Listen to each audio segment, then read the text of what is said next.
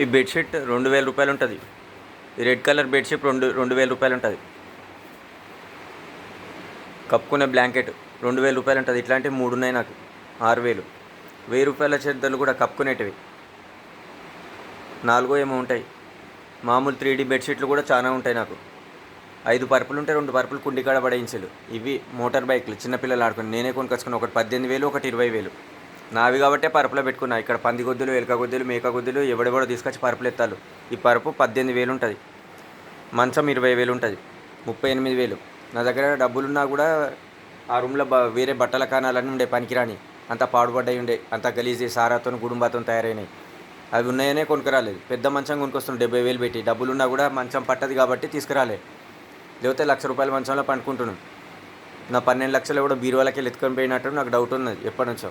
Complaint ఇవ్వకుండా కూడా కాలాజాదు చేసిండు. కాలాజాదు పనికట్టు. ఎవడో క్రైస్తవు కూడా వచ్చి ఇంట్లో బండ పెట్టుకుంటాడు. నేను ఎవరిని తీసుకురాను. 20 సంవత్సరాలు బట్టి దోస్తులు చుట్టాలు అట్లాంటి వాళ్ళు ఎవరిని తీసుకురాను. 20-30 సంవత్సరాలు బట్టి రూములలో బండ పెట్టుకుంటూ, కుర్చీలలో గుసపెట్టుకుంటూ తీసుకొచ్చి ఇంట్లో బండ పెట్టుకుని ఆడోళ్ళం కానీ మొగోళ్ళని కానీ. నా పరుపుల చెద్దల్లో కూడా నా బిల్డింగ్లో కూడా ఎవరు పండుకోరు.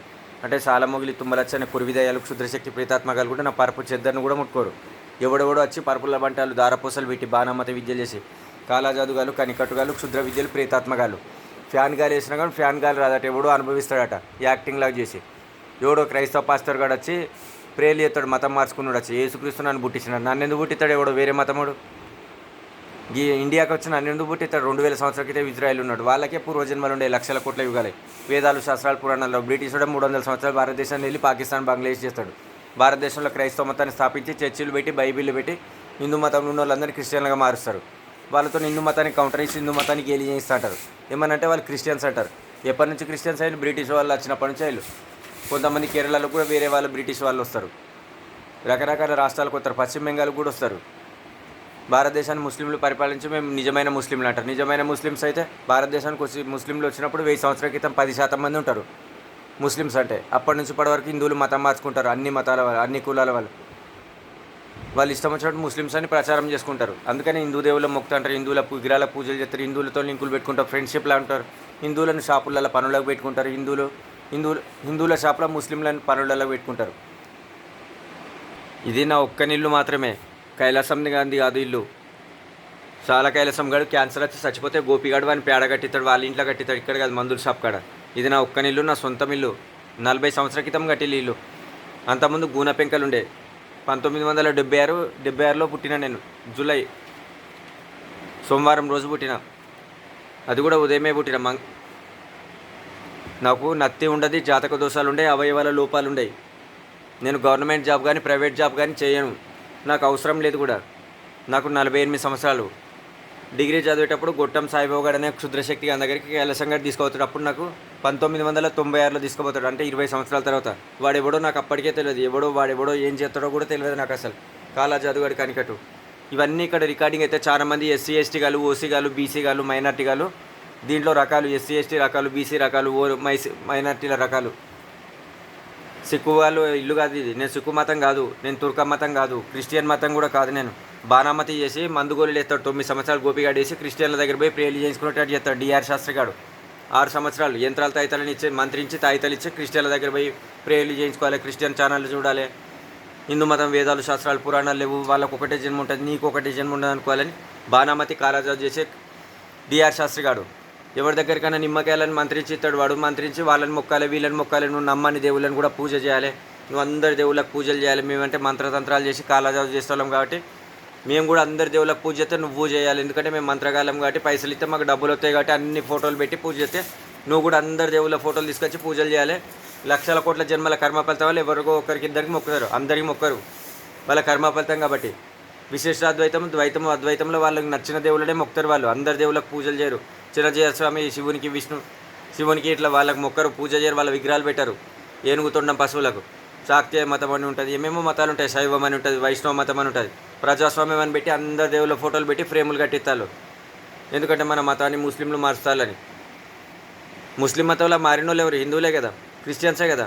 1000 సంవత్సరాలు ఉండి క్రిస్టియన్స్ 300 సంవత్సరాలు. బౌద్ధ మతం జైన మతంలో పోయింది కూడా హిందువే కదా. హిందూ మతానికి వ్యతిరేకంగా బౌద్ధ మతం, జైన మతం పుడుతుంది అన్నట్టు. హిందూ మతం నుంచే. నేపాల్ బుద్ధుడు. నేపాల్లో సిద్ధార్థుడు అని ఉంటాడు. బుద్ధుడని గౌతమ బుద్ధుడు అంటారు. బీహార్లో బుద్ధగయకు వస్తాడు, తపస్సు చేస్తాడు, మోక్షం గురించి తపస్సు చేస్తాడు. తపస్సు చేసి అంతకుముందు వేదాలు శాస్త్రాలు పురాణాలు చదివి హిందూ మతానికి వ్యతిరేకంగా పుట్టింది, 100% వ్యతిరేకం అన్నట్టు. ప్రధానమంత్రి అనే మోడీగాడు ఎవడో ఆర్ఎస్ఎస్ గుండాగాడు, విశ్వ హిందూ పరిషత్ గుండాగాడు, గోత్రాలలో చేయించిన గుండాగాడు, క్షుద్రశక్తి ప్రేతాత్మగాడు వచ్చి నేపాల్లో బౌద్ధ మతం దగ్గర పోయి వాళ్ళకి చెప్తాడు, నేపాల్కి పోయి ఉపన్యాసం ఇస్తాడు అన్నట్టు.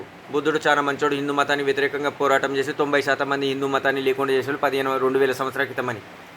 అవన్నీ చరిత్రలు తెలియదు అన్నట్టు. సర్దార్ వల్లభాయ్ పటేల్ అనేటోడు కాంగ్రెస్ పార్టీ వాడు ఆర్ఎస్ఎస్ను బ్యాన్ చేస్తాడు, గాంధీని మర్డర్ చేసేయాలని. చాలామంది మహాత్మా గాంధీ అంటారు.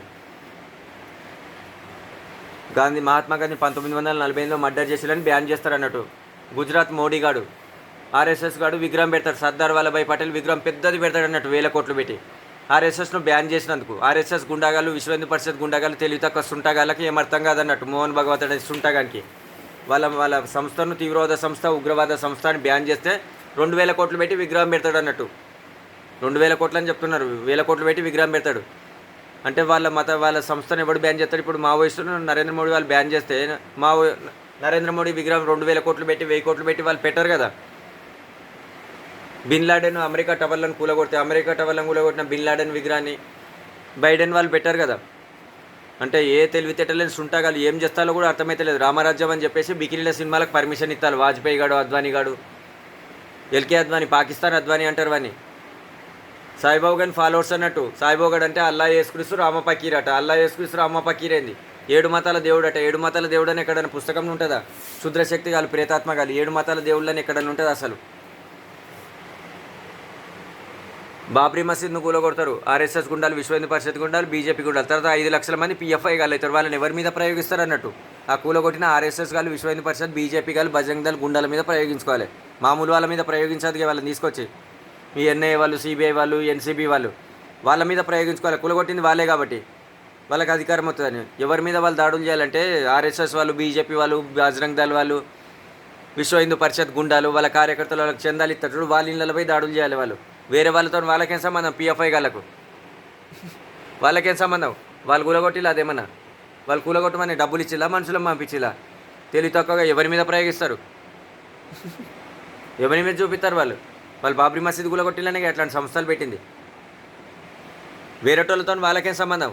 ఎవడో కూలగొట్టిన వాళ్ళని మర్డర్లు చేస్తారు. బాబ్రీ మసీద్ ఎవడో కూలగొడితే ఎవరినో మర్డర్ చేస్తారు. వాళ్ళు కూలగొట్టిలా పోయి వాళ్ళకి సంబంధం ఉన్నది? అసలు వాళ్ళ సంస్థలకు సంబంధం ఉంటుంది వాళ్ళ కార్యకర్తల వాళ్ళు ఎవరు దొరికితే వాడిని వేసేస్తారా? అంటే ఏ తెలివితేట లేని వాళ్ళు అన్నట్టు. తెలివితేట లేకుండా ఎవరిని పడితే వాని మీద ప్రయోగిస్తారు అన్నట్టు. ఎవడో చేస్తే ఎవరినో చేస్తారు. మళ్ళీ మీ మతాన్ని పాటిస్తాను. ఎవడో పాపం చేస్తే ఎవరి మీదో ప్రతీకారం తీసుకొని మేము వేరే మతం మీద ప్రతీకారం తీసుకున్నాం. వాళ్ళు ఏమైనా రాజరికంలో ఉన్న సైన్యమా? మీరు మర్డర్లు చేసేవాళ్ళు. మీరు మతాన్ని పాటిస్తే ఎవరు చేస్తాడో వాని మీద ప్రతీకారం తీసుకుంటారు. ఎవరి మీద ప్రతీకారం తీసుకుంటే మీ మత రాజ్యం మొత్తం వాళ్ళ మీద చేసుకుంటారు. మామూలు జనాల మీద చేస్తే మీకు ఏం రాదు. ఆర్మీ, నేవీ, ఎయిర్ ఫోర్స్ వాళ్ళను మీరు హత్య చేసినప్పుడే మీకు ఇస్లాం రాజ్య స్థాపన వస్తుంది. అంతవరకు మీకు ఏం రాదు. 50 కోట్ల మందిని చంపేసినా రాదు. కామన్ సెన్స్ ఉంటుంది అన్నట్టు ఎవరికైనా. 50 కోట్ల మందిని చంపినా కూడా ఆర్మీకి సంబంధించిన ఆయుధాలన్నీ చంపేయాలి, వాళ్ళని చంపేయాలి, నేవీ వాళ్ళని చంపేయాలి, ఎయిర్ ఫోర్స్ అన్నిటి స్వాధీనం చేసుకుంటేనే భారతదేశంలో మీకు అధికారం వస్తుంది. అధికారం వచ్చినప్పుడే మిగతా వాళ్ళని లేపేయగలుగుతారు. మీ ఇష్టం వచ్చినట్టు ఊహించుకుంటే ఏం రాదు. మామూలు జనాలు పోతారు అన్నట్టు. పాలస్తీనా, ఇజ్రాయెల్ వార్లాగా జరుగుతుంటుంది ఎప్పటికీ 1000 సంవత్సరాలు. ఏం కాదన్నట్టు. ఎవడో జాకీర్ నాయక్ గాడు ఏదో చెప్తాడు. మరి అంత సుఖంగాడైతే వాడు ఎందుకు పారిపోయాడు? వాడు సుఖంగాడైతే వాళ్ళ దేవుడు వాళ్ళకి మహిమ చేసి వాడిని ఇక్కడనే ఉంచి వానికి శక్తులు వచ్చేటట్టు చేస్తాడు కదా. ఇక్కడనే ఉంచి భారతదేశం ఆర్మీ, నేవీ, ఎయిర్ ఫోర్స్ వాళ్ళు 7 మతాలలో ఏం చేసినా వానికి ఏం కానట్టు శక్తులు ఇస్తాడు కదా. వాడు వేరే దేశం పోయి ఎందుకు పారిపోతాడు? ముస్లిం దేశాల ఇక్కడ ఎందుకు ఉన్నాడు? వానికి శక్తులు ఇవ్వనే కదా పారిపోయింది వాడు. వాళ్ళ మతంలో ఉన్న శక్తులు వానికి ఇవ్వనే కదా. మాట్లాడగానే శక్తులు రావు కదా. శక్తులు ఉంటే వీళ్ళు ఏం చేయలేరని ధైర్యంతో ఇక్కడనే ఉంటాడు కదా. వాడు ఎవడేం పీకుతాడని. వాళ్ళ మతం దేవుళ్ళు వాళ్ళకి శక్తులు ఇస్తారు. వాడు సొక్కంగాడని వేరే మతాన్ని విమర్శించుకుంటా సిగరెట్లు తాగుడు, గుడుంబ తాగేట అనుకూలంగా పనిచేస్తాడు. ముస్లింల సిగరెట్ తాగేటోళ్ళకి అనుకూలంగా పనిచేస్తాడు. గుడుంబ తాగేటోళ్ళు, డ్రగ్స్ వాడేటోళ్ళు డ్రగ్స్కి అలవాటు చేస్తాడు. ఫోన్ వీడియోలు చూస్తూ వాళ్ళకి అనుకూలంగా మాట్లాడు. రేషన్ బియ్యం తీసుకుంటే మన మతం దేవుళ్ళు మహిమలు చేసేయాలని 7 మతాల వాళ్ళు చెప్తారు. స్కాలర్షిప్లు గవర్నమెంట్ ఇస్తే మన మతాల దేవుళ్ళు మహిమ చేసేయాలి అంటారు. మీ మతం దేవుళ్ళు మహిమ చేసేయాలంటే స్కాలర్షిప్ తీసుకోకుండా మీ మసీదులకు వచ్చేటోళ్ళ దగ్గర డబ్బులు తీసుకోవాలన్నట్టు. మీ గుళ్ళలకు వచ్చేటోళ్ళ దగ్గర డబ్బులు తీసుకోవాలి. సిక్కు మతమైన, బౌద్ధ మతం, జైన మతం. అప్పుడు మీ దేవుళ్ళు మహిమ చేసేయాలంటారు. మాకు దేవుళ్ళ మొక్కేటోళ్ళు మాకు భక్తితో డబ్బులు ఇచ్చేవాళ్ళు అందుకని మహిమ చేసేయాలని.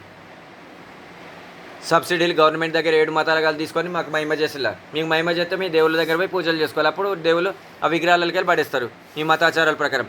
లేకపోతే మీ మతాలకు సంబంధించిన వాళ్ళు పంపించి మీకు డబ్బులు ఇప్పిస్తారు అన్నట్టు మహిమలు చేసేళ్ళని లక్షల కోట్లు తీసుకొచ్చి. డిఆర్ శాస్త్రి గారి దగ్గర పోతే ఈ యంత్రాలు ఇచ్చిండు నాకు. డిఆర్ శాస్త్రి గారు 6 సంవత్సరాలు, కరోనా వైరస్ రాకముందు పోయిన 6 సంవత్సరాలు.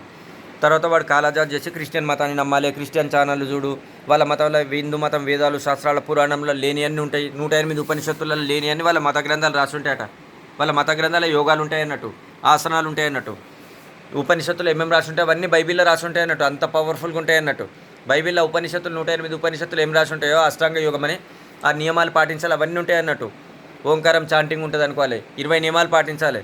మటన్ తినొద్దు, చేపలు తినొద్దు, బ్రాండీలు తాగొద్దు, విస్కీలు తాగొద్దు, సిగరెట్లు తాగొద్దు, కుటుంబాలు తాగొద్దు, గుట్కాలు కూడా తినొద్దు, ఎవరు అన్నం కూడా ఫ్రీగా వచ్చినా తినొద్దు అన్నట్టు.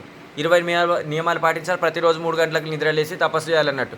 ఉదయం సాయంత్రం రాత్రి 8 గంటలకు 9, 10 గంటల వరకు పండుకున్నా మళ్ళీ 3 గంటలకే లేవాలన్నట్టు. అవసరమైతే 2 గంటలకే లేవాలి, అవసరమైతే 1 గంటలకు 12 గంటలకే లేచి రాత్రి 10 గంటలకు పండుకోవాలి. మళ్ళీ ఎవరన్నం ఫ్రీగా తినొద్దు. ప్రతిరోజు ఆధ్యాత్మిక పుస్తకాలు చదవాలన్నట్టు. 96 నుంచి 2002 వరకు నేను జపం ధ్యానం చేసినాను. నేను ఆసనాలు కూడా వేసేది. నాకు ఖమ్మం హాస్టల్లో కూడా చదువుకున్నాను నేను. 9, 10, 10వ తరగతి 9వ తరగతి ఖమ్మం హాస్టల్లో చదువుకున్నాను నేను. నేలకొండపల్లి అని షుగర్ ఫ్యాక్టరీ దగ్గర ప్రైవేట్ హాస్టల్, డబ్బులు ఇచ్చే చదువుకున్నా. స్కూల్లో కాలేజ్లో ఇంటర్మీడియట్ ఫస్ట్ ఇయర్ బైపీసీ హైదరాబాద్లో చదువుకున్నా. శ్రీనగర్ కాలనీ, అమీర్పేట దగ్గర నుంచి శ్రీనగర్ కాలనీ. ప్రైవేట్ హాస్టల్ అన్నట్టు 20,000 రూపాయలు, 1992 అని. 32 సంవత్సరాల క్రితం 20,000 రూపాయలు అన్నట్టు ప్రైవేట్ హాస్టల్. అప్పుడే టిఫిన్స్ ఉంటాయి హాస్టల్లో. 92లో టిఫిన్స్ ఉంటాయి, సాంబార్ ఉంటుంది, స్నాక్స్ కూడా ఉంటాయి. ప్రతిరోజు డాక్టర్ కూడా వస్తాడు. అక్కడ చాలామంది కూడా ఫేమస్ అంటే ఎవరో ఎమ్మెల్యేలకు సంబంధించిన వాళ్ళు చదువుతారు, జడ్జి వాళ్ళకి సంబంధించిన వాళ్ళు కూడా చదువుతారు. 32 సంవత్సరాల క్రితం అన్నట్టు. 3వ తరగతిలో బట్టలు మొగిలియాడని ఒక ప్లాన్ వేసి క్యాథలిక్ స్కూల్ ఎత్తాడన్నట్టు. క్యాథలిక్ స్కూల్ అని గుంటూరుపల్లి, అసన్పర్తి, వంగపాడు దగ్గర హాస్టల్ ఎత్తాడన్నట్టు. కావాలని కాలాజాదు కనికట్టు బాణమతి విద్యలు చేసి వేరే మతాలను పరిచయం చేయించడానికి లక్షల కోట్ల జన్మలు తపస్సు చేసి ఉంటారు కదా. తపస్సు చేసిన తపశక్తిని కొట్టేయడానికి 3 మతాలను పరిచయం చేయిస్తూ ఉంటాడు. 3 మతాల వాళ్ళకి సంబంధించిన స్కూల్లో లేచి వాళ్ళు ఎద్దు మాంసం, అమ్మసం తినేటోళ్ళు వాళ్ళ గలీజ్ అన్నం పెడతాడు అన్నట్టు. లక్షల కోట్ల జన్మలు తపస్సు చేసిన వాళ్ళు మాంసం తిన్నారు కదా, బ్రాండీలు విస్కీలు తాగారు. వాళ్ళ అలవాట్లన్నీ నాకు స్టార్ట్ చేస్తాడు. వాళ్ళ బూతులన్నీ, వాళ్ళ తుర్క బూతులు, క్రిస్టియన్ బూతులన్నీ రావాలని ప్లాన్ వేస్తూ ఉంటాడు. వ్యాపారం చేస్తాడు. స్టార్టింగ్లో మిషన్ కుడతాడు 10 పైసలకు చౌరస్తా అక్కడ మహేంద్ర షాప్ దగ్గర. 50 ఏళ్ళ క్రితం అన్నట్టు, 55 ఏళ్ళ క్రితం, 55 ఏళ్ళ క్రితం అన్నట్టు, అంటే 60 ఏళ్ళ క్రితం అన్నట్టు 10 పైసలకు మిషన్ కుడతారు అన్నట్టు. తర్వాత బట్టల వ్యాపారం ఒక 50 ఏళ్ళ తర్వాత పెడతారు, 50 ఏళ్ళ క్రితం. మొగిలియాడంటే కాలాజాదు, కనికట్టు, బాణమతి, క్షుద్ర విద్యలు, ప్రేతాత్మగాడు అంతా రకరకాల కులాలలో వరుసలు పెట్టి పిలుచుకుంటూ ఉంటారు. ఎస్సీ ఎస్టీ గాలను, ఓసీ గాలను, మైనార్టీ గాలను వరుసలు పెట్టి పిలుస్తారు. వీళ్ళ కులం శాలోళ్ళు అయితే శాలో కులంలో లక్షల మంది ఉంటారు. వాళ్ళనే చుట్టాలన్నారు, వాళ్ళనే బంధువులు, స్నేహితులు అని పిలువరు. ఎవడెవడో వేరే కులాలను తీసుకొచ్చి చుట్టమంటాడు వీని వ్యాపారాల కొరకు, బట్టల వ్యాపారం నడవాలని. నాకు కూడా లింకులు పెట్టాలనుకుంటాడు, పిచ్చకుండా లింకులని.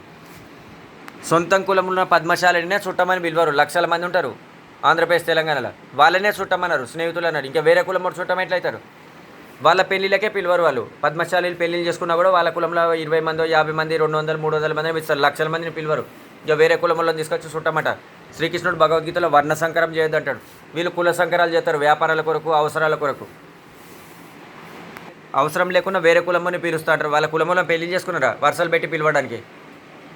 సొంతం కులంలోనే వరుసలు పెట్టి పిలవరు. లక్షల మంది ఉంటారు. ప్రేతాత్మగాలు నా పరుపుల చెద్దల్లో పండాలనుకున్నారు.